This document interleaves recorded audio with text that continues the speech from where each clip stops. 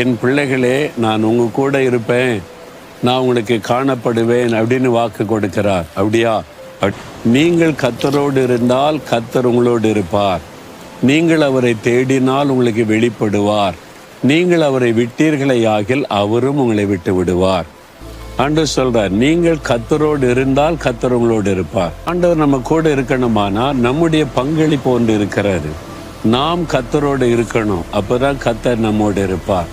நாம் அவரை தேடணும், அப்பதான் அவர் தன்னை வெளிப்படுத்துவார்.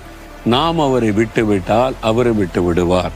ஞாயிற்றுக்கிழமை மட்டும் சிலர் ரொம்ப பக்தி இருப்பாங்க பார்த்தீங்களா, அது அந்த 2 மணி நேரம் அவ்வளோதான்.